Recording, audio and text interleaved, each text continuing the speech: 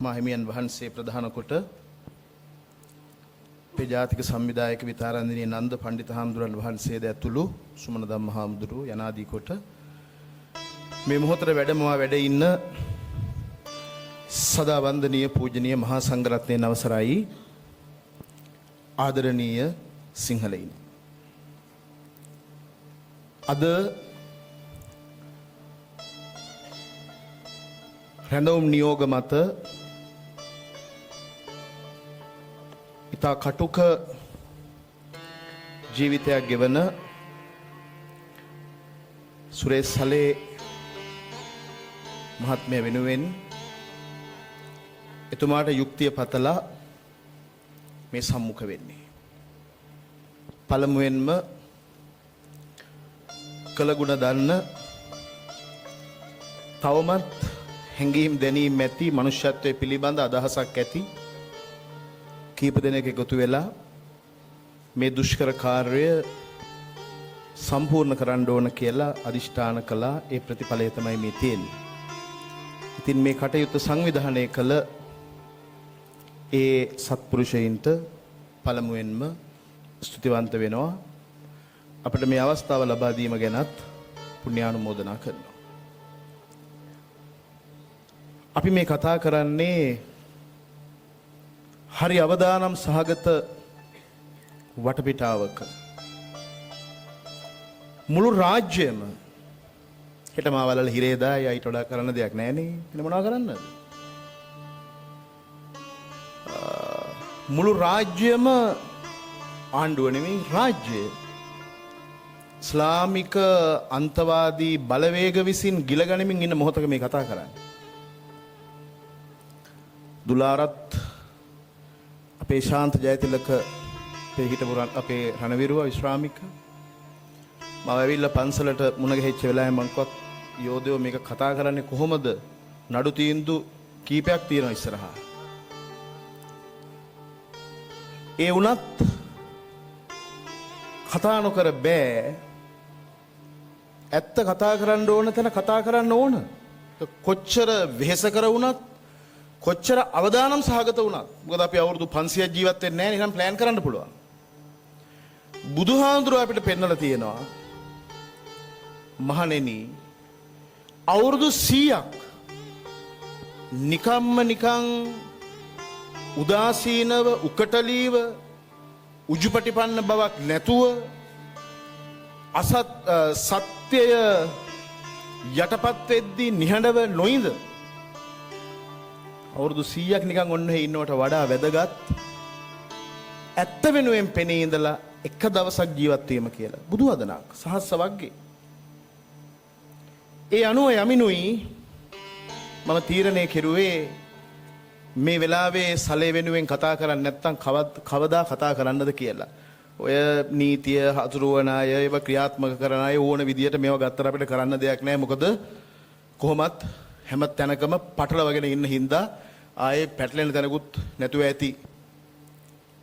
කොතන හරි වැරදුනොත් ඒක දිගටම වරදිනවා. මොකද ප්‍රශ්නේ වැරදි නම් උත්තරෙත් වැරදි තමයි. ඒ නිසා මේ මම ඉතා වැදගත් කරුණු ටිකක් කියන්න කල්පනා කළා. මොකද දැන් ඉස්සර වගේ කතා කරන්නෙත් නැහැ, කතා කරන්න තැනකුත් නැහැ.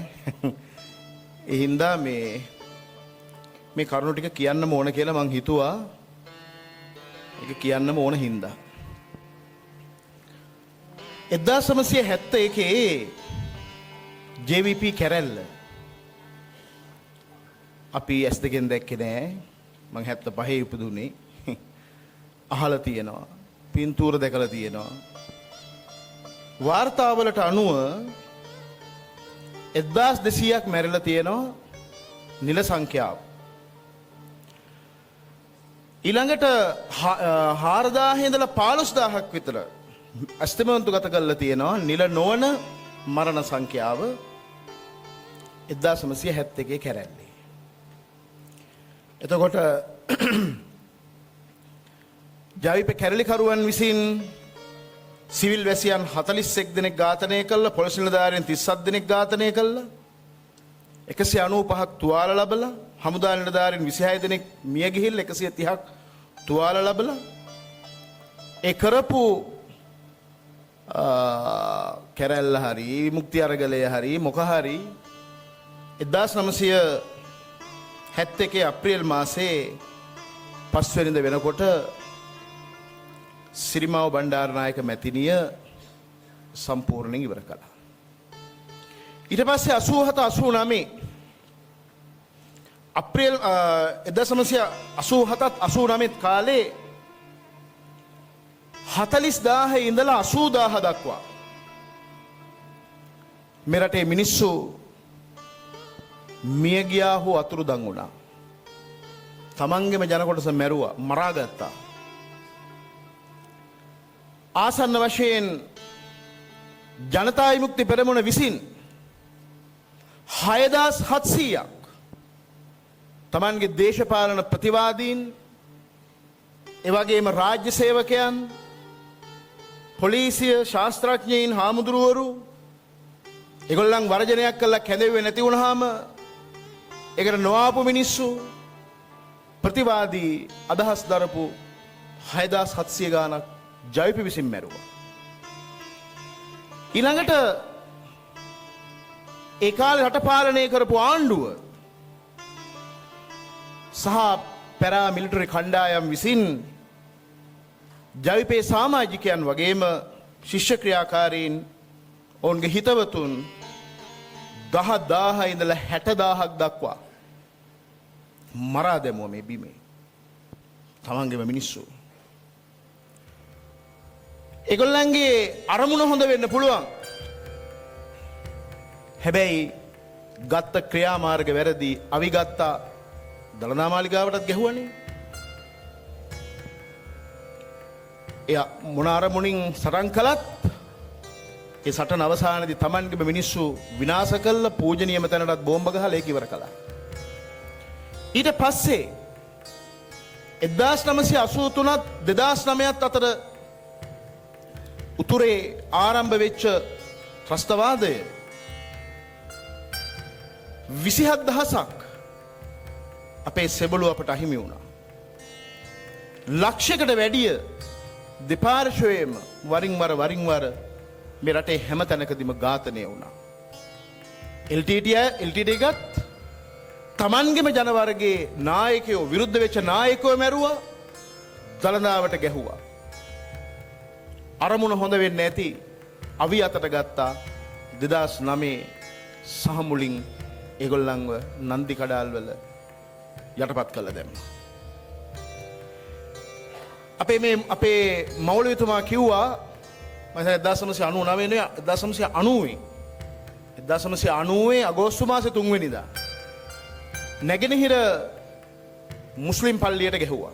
100 ගාණක් මැරුණා. ඒ පල්ලියට ප්‍රහාරය එල්ල කළාට පස්සේ ඒ මුස්ලිම් සමාජයේ කල්පනා කළා. මොකද ඒ වෙනකන් තිබුණ ඔය නසරිස්තාන් නොඑක් කතන්දර තිබ්බා. පොඩි තැන්වල කතා වී තියෙන අතරතුරේදී මේ පල්ලියටත් ප්‍රහාරය එල්ල වුණාම මුස්ලිම් අය කල්පනා කළා මේ ඒ කාලේ නැගෙනහිර ඇතැම් අය මේ සිංහල මිනිස්සුන්ට මෙච්චර ගහනවා මේ කොටි උන්ට මතක තියෙන සතියයි දෙකයි ඒගොල්ලෝ මේ ප්‍රදේශ අතෑරලා යනවා. දැන් කිව්වේ මවුලවිතුමා හේ ගහනකොට මිනිස්සු දාලා ගියා කියලා. සිංහල ඉස්කෝලේ වැහුණා. සිංහලයෝ තමන්ගේ ඒ වාස භූමි වලින් ඉවත් වෙලා ගියා. මුස්ලිම් මිනිහා කල්පනා කළා නේ මේක අපි අල්ලගෙන ඉන්නවා. 90 වෙනකොට ඔය ප්‍රහාරයෙන් පස්සේ මේ වහාබි අදහස නැගෙනහිර පළපැදියම් වෙන්න පටන් ගත්තා. ඒ වෙනුවෙන් වෙනම මිලිටන්ට් ගෲප්ස් හැදුනා. වෙනම කල්ලි පයිල්වාන් කල්ලි එහෙම වෙනම කල්ලි හැදුනා. හැදුන විතරක් නෙවෙයි. ඒ අය සන්නද්ධ වුණා භූමිය ආරක්ෂාව වෙනුවෙන්.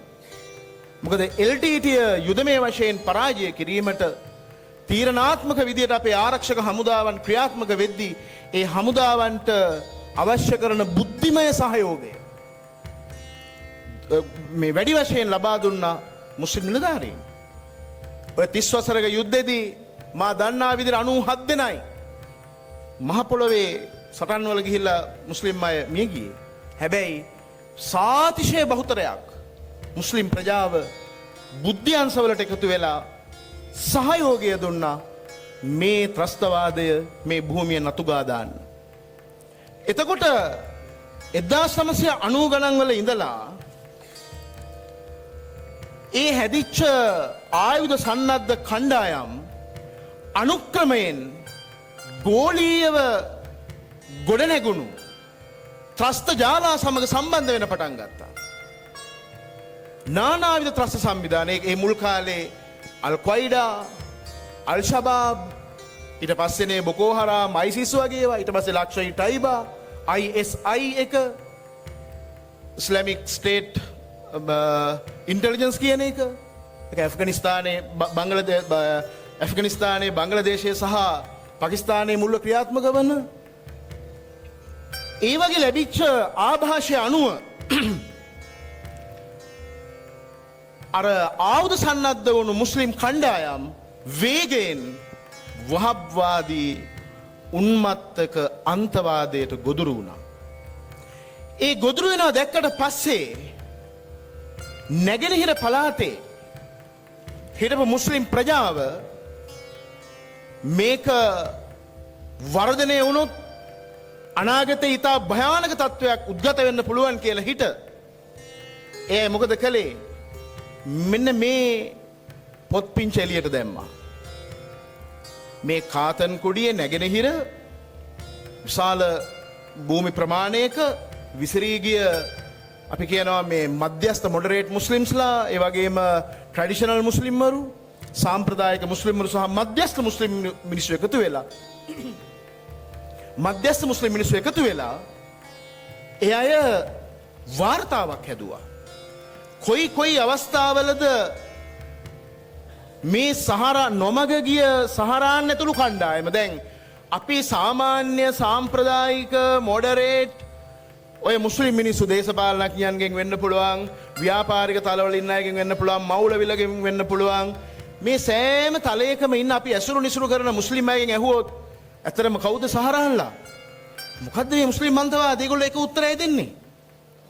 නොමග ගිය කණ්ඩායම්. සහරාන්ලා කියන්නේ කවුද කියලා ඇහුවොත් ඒගොල්ලෝ ඉස්ලාමයට අනුව පෙන්වන්නේ වහබ්වාදයේ අනුව නොමග ගිය කණ්ඩායම්. අර මෙතුමා කිව්වා වගේ මේ සිංහලෙන් ට්‍රාන්ස්ලේට් කරන්න දඟලනවා ඒ කුරානය කියලා. දැන් අපේ අය මේ වහබ්වාදය ගැන විතර කතා කරනවා. මතක තියාගන්න මේ කතා කරන වෙලාවෙත් මේ රාජ්‍ය ගිලගනිමින් ඉන්නවා මේ මුස්ලිම් අන්තවාදී බලවේග. තාම ඛේදජනකයි. මේ ආණ්ඩුවේ වගකිව යුතු කීප දෙනෙකුට කතා කරලා කිව්වා ඕයි ප්‍රශ්නයක් තියෙනවා. පොඩ්ඩක් වෙලාවක් දෙනවා හම්බෙලා තමුසලට මේක කියලා දෙන්න. අද්ද වෙනකන් වගේ වගක් නැහැ. ඒ තරම් උද්දච්ච ආණ්ඩුවක්. ආණ්ඩුවේ අවුරුදු 5න් 5ට යයි. හැබැයි ඒ ආණ්ඩු විසින් ගන්න අදූරදර්ශී තීරණ විසින් විනාශ වෙන්නේ රාජ්‍ය විනාශ කරන්න ඉඩ දෙන්න බෑ. භික්ෂුන් වහන්සේලාට තියෙන්නේ රාජ්‍ය ආරක්ෂා කිරීමේ වගකීම. එතකොට මේ සහරාන්ලගේ කණ්ඩායම, මේ නොමග ගිය කණ්ඩායම මට මේ ගලපන්න ඕනුනේ ඒකයි. දැන් 70 71 නොමග ගිහිල්ලා විශාල ගෝරි ප්‍රමාණයක් කරපු අය, මිනිස්සු මරපු අය, බෙල්ල කපලා වැටේ එල්ලපු අය, 88 89 ඒ ආදර්ශය දීලා මිනිස්සු මරලා දළදාවට පහර ගහලා ඒ නොමග ගිය කණ්ඩායම්නේ.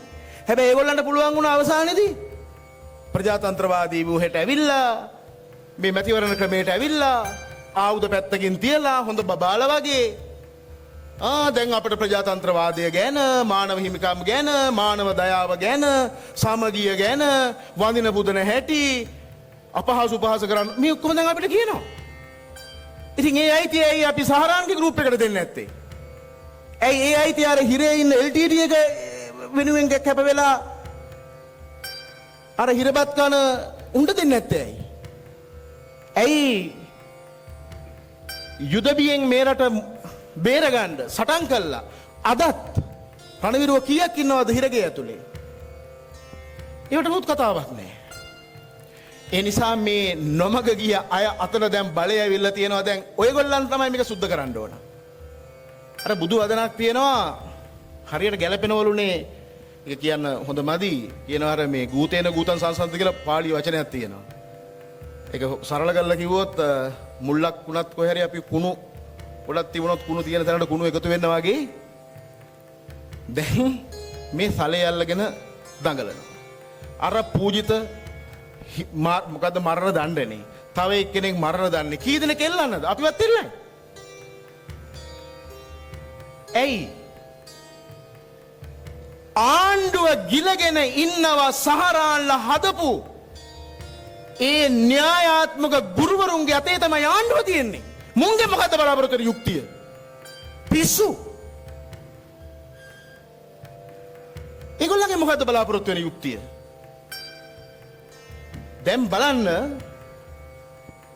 සහරාන් Tamanගේ ජීවන භාවිතාව ඇතුලේ දිගින් දිගට නැගෙනහිර අර සාමයෙන් සතුටෙන් ඉන්න මිනිස්සුන්ගේ සමාජයට පුළු පහරවල් එල්ල කරනකොට මේ මිනිස්සු මේවා ගොනුගත කළා කොයි කාලෙද? මෙන්න බලන්න